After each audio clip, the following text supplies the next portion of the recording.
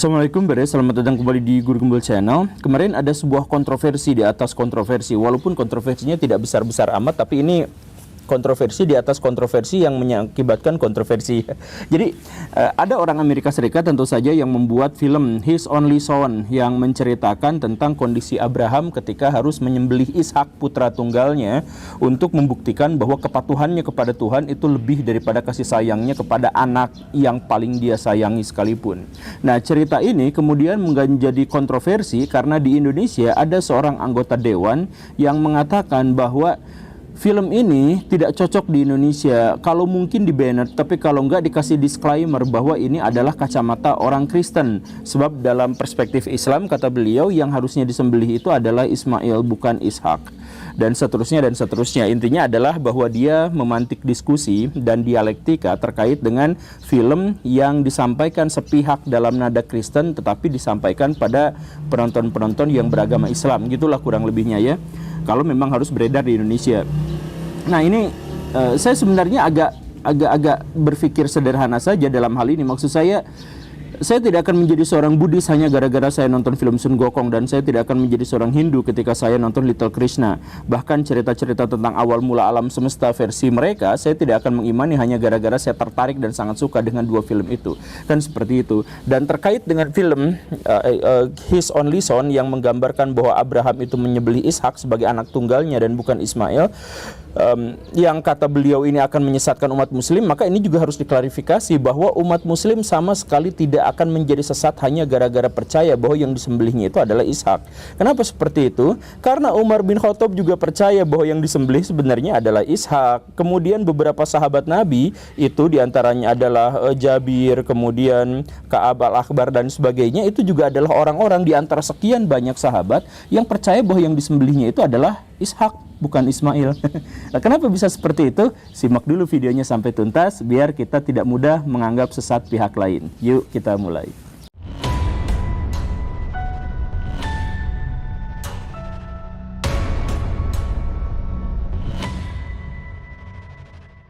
Satu hal yang agak mengecewakan untuk banyak penonton video ini, semoga mereka tidak kabur, itu adalah bahwa perdebatan terkait dengan siapa yang harus disembelih, apakah Ishak dan Ismail, itu adalah perdebatan yang remeh-temeh, bahkan diabaikan oleh para sejarawan terkemuka di dunia.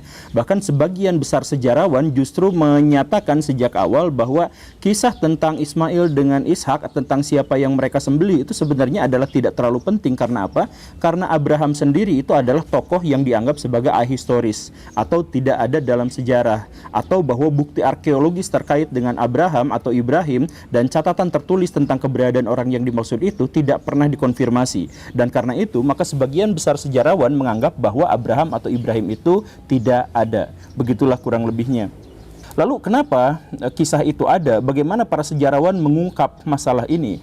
Para sejarawan berpikir bahwa keberadaan Abraham itu atau Ibrahim itu ditulis oleh orang belakangan ketika mereka harus melegitimasi kepemilikan mereka atas tanah Levan.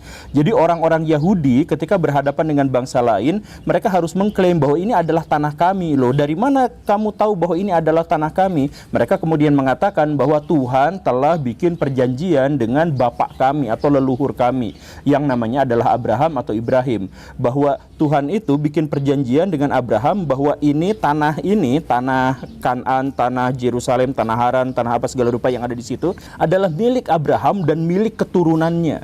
Nah begitu, jadi ini sebenarnya adalah legitimasi teologis saja dari sekelompok orang yang ingin mendapatkan tanah itu. Kenapa harus memiliki legitimasi atas tanah itu? Karena tanah itu adalah tanah paling subur dan paling strategis di Timur Tengah. Jadi dibandingkan dengan wilayah-wilayah lain di sekitarnya, ini tanah ini sangat subur, dan dibanding wilayah-wilayah sekitarnya ini juga adalah tanah yang paling strategis. Bayangkan saja 3 benua itu dihubungkan oleh satu tanah Levan ini, tanah orang-orang campuran ini. Nah, karena itulah maka orang-orang Yahudi bersikeras sepanjang sejarah mereka bahwa mereka menguasai tanah ini sejak zaman dulu kala. Karena bukan hanya masalah teologis, tapi masalah kebutuhan atas tanah ini. Jadi perdagangan mereka, pertanian mereka itu benar-benar akan didukung jika mereka benar-benar memiliki tanah ini, dan itu harus diklaim dalam catatan teologis. Begitulah kurang lebih pernyataan dari para sejarawan. Dan kemudian sekarang balik lagi ke pertanyaan, jadi siapa sekarang dalam hal ini yang harus disembelih? Apakah Ishak atau Ismail? Tapi kan itu dalam catatan sejarah sudah tidak bisa dibuktikan. Ya bukan begitu juga Baraya. Jadi kalau misalkan kita melihat dalam perspektif yang lebih luas, ada juga beberapa sejarawan yang mengatakan bahwa ketiadaan bukti arkeologis tentang Abraham atau Ibrahim dan ketiadaan catatan tertulis tentang sosok yang dimaksud itu bukan berarti sosok itu tidak ada. Mungkin saja sosok itu memang benar-benar ada dengan catatan yang memang detail pada beberapa bagian dan nampaknya konsisten dengan catatan yang lain, menunjukkan bahwa mungkin saja orang ini ada tetapi kemudian namanya dicatut untuk mendapatkan kekuasaan politik tertentu, mungkin saja seperti itu gitu ya. Dan karena itu maka perdebatan tentang siapa Ismail atau Ishak yang disembelih itu mungkin saja bisa menggambarkan sesuatu yang lebih besar. Misalkan kalaupun Abraham itu dianggap sebagai sosok yang tidak ada atau tidak tercantum dalam sejarah atau ahistoris itu, kita bisa menceritakan bahwa itu kan kehidupan masa lalu yang memang terkonfirmasi bahwa ada seseorang yang untuk membuktikan kepatuhannya kepada Tuhan, dia harus melakukan sebuah demonstrasi di mana dia menyembelih orang yang paling disayanginya. Ini kan sebenarnya adalah praktek di masa lalu gitu. Jadi itu kan bisa saja terjadi memang seperti itu karena itu adalah sesuatu yang sangat umum terjadi di masa lalu.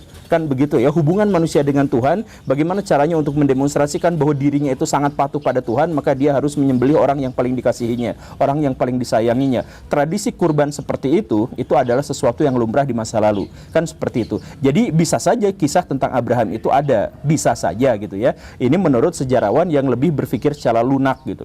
Tapi balik lagi, dan ketika kita sudah harus memindahkan bahasan kita dari arkeologis, dari historis ke arah yang lebih teologis, maka ini juga harus dikasih disclaimer bahwa ini bukan perdebatan antara Islam, Kristen, dan Yahudi.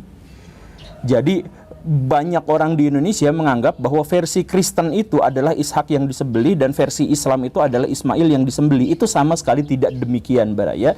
Di dunia Islam itu 50-50 awalnya. Jadi para sahabat Nabi itu terpecah menjadi dua kelompok. Ada orang-orang diantaranya yang saya sebutkan tadi, Umar bin Khattab, kemudian Jabir dan sebagainya, menganggap bahwa yang disembelih itu adalah Ishak. Kemudian ada tokoh lain dalam sahabat-sahabat Nabi, diantaranya adalah Abu Hurairah gitu ya, kemudian Ibnu Abbas dan sebagainya. Itu yang mengatakan bahwa yang disembelih itu adalah Ismail gitu. Jadi ini sebenarnya adalah perdebatan di antara kaum muslimin. Dan kenapa mereka berbeda pandangan terkait dengan masalah ini? Kenapa para sahabat itu berbeda? Ya karena sebenarnya di dalam Al-Quran tidak pernah tercantum siapa nama orang yang disembelih itu atau yang akan disembelih itu. Itu masalahnya itu. Jadi di surat As-Saffat yang sangat terkenal itu, yang 102 itu, kan teksnya itu menggambarkan ketika dia sudah layak, sudah cukup dewasa untuk itu, dia diajak sama bapaknya ke sana ke sini, kemudian begini dan begitu dan sebagainya. Penyebutannya itu hanya dia saja, tidak ada yang namanya Ismail atau Ishak, namanya itu tidak pernah disebutkan begitu.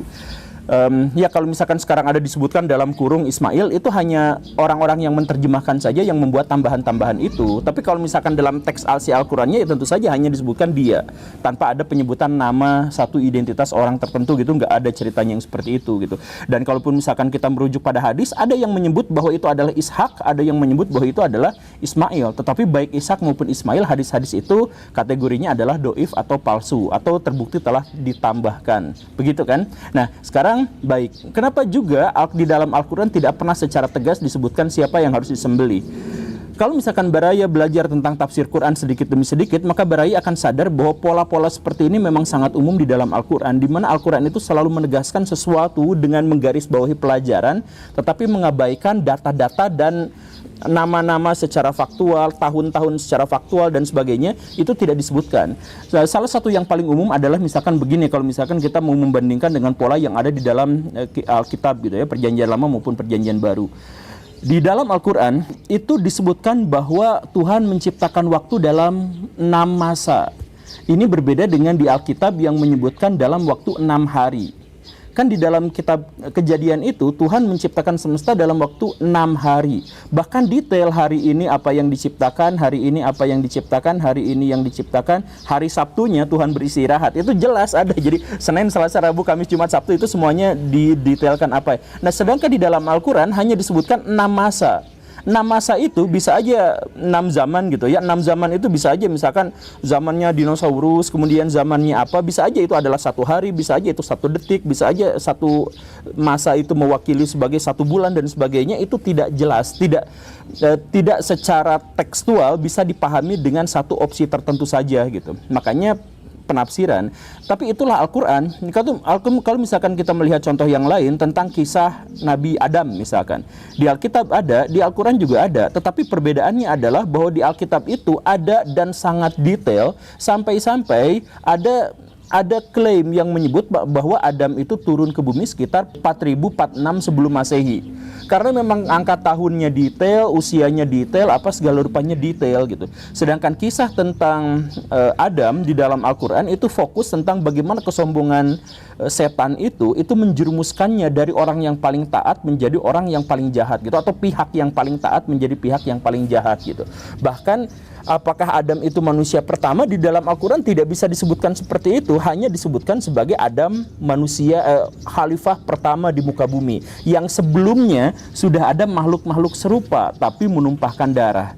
Jadi bisa saja dalam tafsiran ini bahwa Adam memang bukan manusia pertama, tetapi Adam itu adalah khalifatullah pertama, khalifah wakil Tuhan di muka bumi yang pertama. Nah, interpretasinya akhirnya bisa macam-macam. Adam bisa saja bukan manusia pertama, Adam bisa saja itu adalah, jadi keberadaan manusia purba lebih mungkin kalau misalkan kita sandingkan di dalam Al-Quran daripada kalau misalkan kita sandingkan di dalam Alkitab, begitu. Karena apa? Lagi-lagi pola-pola di dalam Al-Quran itu adalah dia tidak detail pada data-data dan fakta-fakta, tapi sangat menekankan tentang makna dan pembelajaran, tentang esensi yang harus kita ambil dari kisah ini gitu. Sedangkan di dalam Alkitab itu data-datanya di angka tahun sekiannya itu diberikan penjelasan gitu.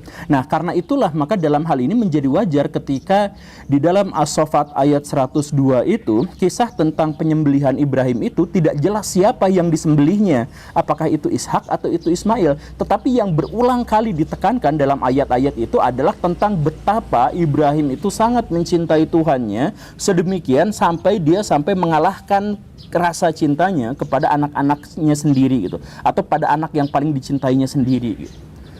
Dan karena nama dan fakta dalam konteks ini adalah sesuatu yang sekunder, bukan primer di dalam Al-Quran, maka wajar kalau misalkan para sahabat dan generasi-generasi sesudahnya itu berbeda pendapat tentang siapa yang disembelihnya. Dan mereka tidak pernah berantem soal itu. Misalkan Ibnu Jarir At-Tabari, seorang pakar tafsir paling terkemuka dalam sejarah peradaban Islam, itu menuliskan sampai abad keempat Hijriah, sampai dia menuliskan kitabnya itu, dia menceritakan bahwa jalur atau riwayat atau penjelasan yang mengatakan bahwa yang disembelih itu adalah Ishak, itu ada 19 jalur. Sahabat siapa yang ini, kemudian siapa pengikutnya, sahabat siapa yang percaya bahwa ini berapa, kemudian 19 orang. Sedangkan yang percaya bahwa yang disembelih itu adalah Ismail itu ada 23 atau 24, nanti saya cek lagi. Ada sekitar 24 sahabat dan jalur-jalurnya yang mengatakan bahwa Ismail lah yang disembelih. Jadi dalam hal ini sebenarnya relatif seimbang, dan walaupun jumlahnya misalkan lebih banyak yang Ismail, tetapi Ibnu Jarir At-Tabari sendiri lebih cenderung pada yang disembelihnya itu sebenarnya adalah Ishak, bukan Ismail gitu. Makanya dalam bukunya itu dia jelaskan bahwa adapun pendapat yang lebih mendekati kebenaran itu adalah Ishak, sebagaimana yang dijelaskan oleh ini 19 orang gitu. Jadi At-Tabari dalam konteks ini itu lebih cenderung pada Ishak yang disembelihnya itu, begitu. Dan sekali lagi tidak ada masalah, tidak pernah ada cerita dalam sejarah Islam perdebatan antara Umar bin Khattab dengan Ibnu Abbas tentang siapa yang disembelih. Itu nggak pernah ada perdebatan. Kenapa? Karena yang paling penting itu adalah pembelajarannya, bukan kisahnya. Dan mereka semua mengerti tentang pola-pola dasar dalam agama Islam itu seperti ini. Pola-pola dasar di dalam Al-Quran itu seperti ini, yang memang juga mereka juga paham. Jadi mereka mempersilahkan aja kepada setiap orang untuk berbeda pendapat. Toh nggak akan ada iman yang luntur atau nggak ada yang disesatkan gara-gara masalah ini. Jadi nggak ada seperti pernyataan Pak Dewan yang mengatakan bahwa ini adalah perspektif orang Kristen sehingga orang Islam nanti akan tersesat kalau misalkan masuk ke dalam versi ini. Nggak ada ceritanya yang seperti itu, Baraya. Ini adalah versi juga adalah dari kelompok-kelompok orang-orang Islam, begitu. Nah, lalu kenapa tiba-tiba sekarang orang-orang di Indonesia misalkan mengatakan bahwa yang disembelih itu adalah Ismail dan itu adalah fix? Ya, ini muncul dalam tafsiran-tafsiran berikutnya, khususnya itu adalah tafsiran Ibnu Katsir. Jadi ada perbedaan mendasar antara gaya tafsir Ibnu Katsir dengan gaya tafsir misalkan Ibnu Jarir atau Tabari. Gaya tafsir Ibnu Katsir itu adalah ortodoksi gitu. Jadi ini adalah satu kitab tafsir yang mengatakan bahwa pendapat inilah yang benar, kalau tidak seperti ini maka dia sesat atau salah atau dusta gitu. Jadi Ibnu Katsir lah yang pertama kali menyebut bahwa siapapun yang mengatakan bahwa yang disembelihnya itu adalah Ishak, maka dia itu adalah pendusta gitu. Kemudian referensi Ibnu Katsir itu adalah ya kisah-kisah Israiliyat, kan dalam logika sederhananya menurut Ibnu Katsir kan disebutkan bahwa itu adalah anak tunggal yang disembelihnya itu. Nah, Ishak itu nggak pernah jadi anak tunggal karena dia adalah adiknya Ismail. Ismail 14 tahun lebih awal dilahirkan dari Ishak, sehingga yang pernah menjadi anak tunggal hanyalah Ismail, bukan Ishak. Begitu kan argumentasi dari Ibnu Katsir, walaupun kemudian ada bantahan bahwa sebenarnya Ismail tidak pernah dianggap sebagai anak karena anak budak dan seterusnya, itu silakan ada perdebatan gitu. Tapi maksudnya ortodoksi pertama yang kemudian menyatakan bahwa pihak yang mengatakan bahwa yang disembelih itu adalah Ishak itu adalah keliru atau bohong atau jahat, itu adalah Ibnu Katsir gitu. Nah, ini berbeda dengan misalkan yang tadi tafsir Ibnu Jarir. Tafsir Ibnu Jarir At-Tabari yang di Indonesia kenapa kurang laku gitu ya, padahal ini adalah tafsir terbaik, disepakati oleh para ulama sebagai tafsir terbaik. Tafsir Ibnu Jarir At-Tabari itu adalah tafsir yang berbentuk ensiklopedik gitu. Jadi Ibnu Jarir itu kalau misalkan dia bikin buku, baik itu buku sejarah maupun buku tafsir, itu beliau itu selalu membanding-bandingkan seluruh pernyataan dan pendapat yang ada dari berbagai perspektif. Ini gini, ini gini, ini gini. Makanya sampai ada data 19 orang yang mengatakan sebegini, 24 yang mengatakan seperti ini, karena memang karya-karya beliau itu ensiklopedik sifatnya, macam-macam gitu. Nah, kemudian beliau ambil keputusan di akhir, tapi keputusan itu juga tidak menyalahkan pihak lain. Makanya ketika beliau mengatakan bahwa pendapat yang cenderung lebih mungkin atau lebih benar itu adalah pernyataan Ishak gitu, beliau juga tidak mengatakan yang lain salah gitu. Berbeda dengan Ibnu Katsir yang lebih ortodoksi gitu. Nah, kenapa Ibnu Katsir lebih seperti itu? Ya, dugaan saya sih karena memang pengaruh dari Ibnu Taimiyah, dan Ibnu Taimiyah memang dalam hal ini sangat kuat dalam konteks itu, benar dan salahnya itu benar-benar dipisah secara harafiah gitu. Nah, seperti itulah kurang lebihnya. Dan setelah itu dunia Islam semakin kesini juga semakin mempercayai dan menekankan bahwa Ismail lah yang disembelih. Bahkan Al-Quran di Indonesia yang dicetak di Indonesia itu kemudian terjemahannya langsung semuanya dikurungin bahwa dia dalam kurung Ismail, dia dalam kurung Ismail gitu. Ya padahal saya pikir nggak usah ditulis juga, kan ini Al-Quran, khawatirnya ada tambahan-tambahan kan kalau misalkan seperti ini, walaupun ini sekedar terjemahannya saja, tapi kan dikhawatirkan seperti itu gitu. Bagaimana dengan pendapat saya? Ya pendapat saya juga, saya tidak terlalu peduli dengan itu. Tidak terlalu peduli, karena yang peduli itu justru adalah orang Arab dan orang Yahudi. Karena Ismail itu adalah leluhur orang Arab, maka orang Arab itu kemudian memiliki kepentingan bahwa yang harusnya disembelih itu adalah Ismail, karena memiliki privilege yang lebih besar, dan Ismail itu adalah leluhurnya orang Arab, maka dia harus dikuatkan begitu. Demikian bukan dengan orang Yahudi. Yang disembelih itu bagaimanapun itu adalah Ishak, karena Ishak itu adalah leluhurnya orang Yahudi dan seterusnya dan seterusnya. Begitu kurang lebihnya. Nah, kalau di Indonesia gimana ya? Nggak apa-apa. Salah satu ulama tafsir di Indonesia yang hype, yang luar biasa, dan saya juga sebenarnya sangat suka dengan beliau, Gus Baha. Itu Gus Baha juga sebenarnya mengatakan bahwa yang lebih masuk akal dan secara tafsir lebih kuat itu sebenarnya adalah yang disembelih itu adalah Ishak. Menurut Gus Baha. Cuman Gus Baha kemudian menganjurkan kepada pengikut-pengikutnya, kepada murid-muridnya, ikuti saja apa yang paling umum di Indonesia, yaitu Ismail.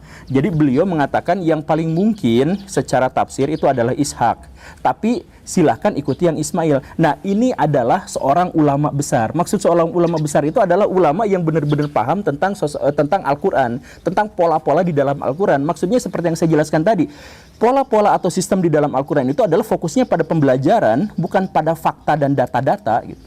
Jadi kata Gus Baha, kayaknya Ishak, tapi ikutin saja masyarakat pada umumnya, yaitu Ismail. Gak jadi masalah, gak ada yang harus dituduh sesat. Nanti kalau ikut ulama ini jadi sesat, ikut ulama ini jadi sesat, ya gak ada ceritanya seperti itu. Sejak awal para sahabat berbeda pendapat, dan tidak ada ceritanya dalam sejarah para sahabat kemudian bergontok-gontokan, berdebat soal ini dan sebagainya. Gak ada ceritanya yang seperti itu. Jadi Islam yang sekarang saling menyesatkan, atau umat muslim yang sekarang saling menyesatkan, yang beda sedikit langsung begini dan begitu, itu sejak zaman sekarang-sekarang aja.